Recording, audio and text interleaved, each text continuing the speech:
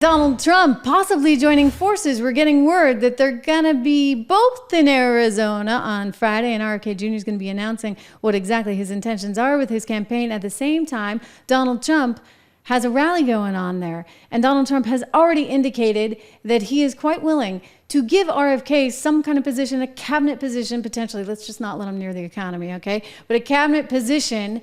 I have mixed feelings on RFK. There's a lot of things that he says that are really spot on, and he's anti-establishment in the way that you need to be, and I think that's important. He's thinking outside the box, and you know what? In a real republic or democracy, you've got to have people that are thinking outside the box, and you've got to have a lot of different viewpoints at the table. Now, we may be committed to capitalism, as you should be, and as Donald Trump is, but bringing and introducing somebody like RFK Jr.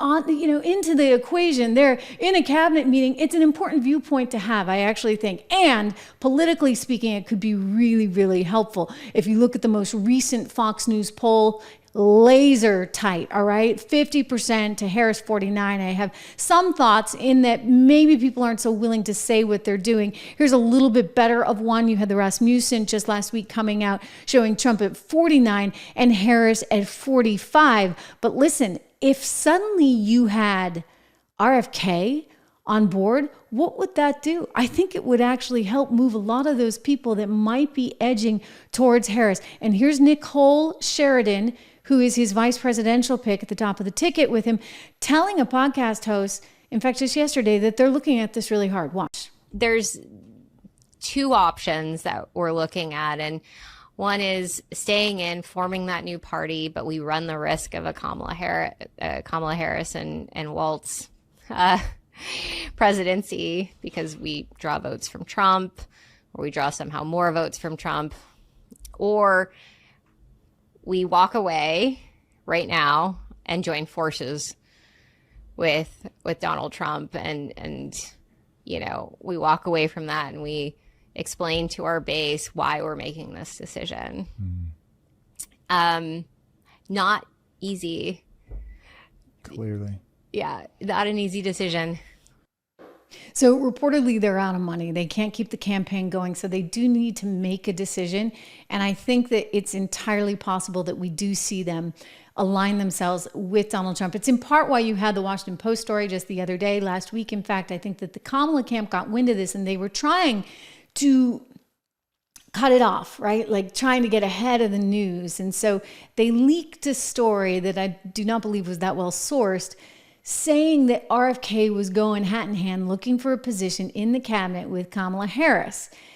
And I don't actually think that that's the case. I actually think he's more closely aligned with some of the sort of renegade values of another Trump administration. But I think that they wanted to try and position it that way because they're also trying to bring in some of his voters because he was sort of messing things up for both sides, if you would. And I think that this would be totally a win for Donald Trump if he gets out. Look, I mean, these polls are tight, even though they're trying to present something else. I mean, I think the Rasmussen one is worth watching. The Fox one also worth watching.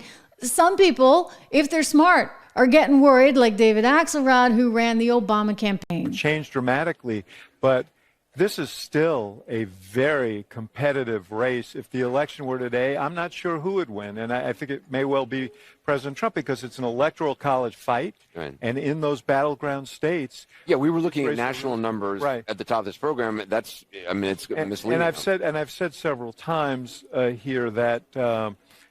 For a Democrat to win those battleground states, they have to have a significant lead in the Electoral College. Remember, Joe Biden won by 7 million votes nationally last time, and a margin of 45,000 votes or 44,000 votes in the three closest battleground states combined.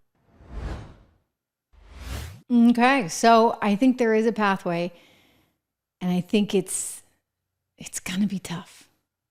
So that's why, I'm not going to sugarcoat anything. I don't think that this is the panacea that the left wants you to think it is. I don't think that the voters are like, okay, Kamala's in, now I'm in. I think that she's still going to have a really uphill battle. I don't think people take her seriously. I do think that the last 3.5 years and the misery that people have felt from an economic perspective is there and will continue to haunt her. So it's really important that Trump double down on all of that. It's really, but again, he's got a shot. He's absolutely got a shot. These are national polls. And again, the national polls are interesting to watch, but ultimately, you know what you want? You want to win the states.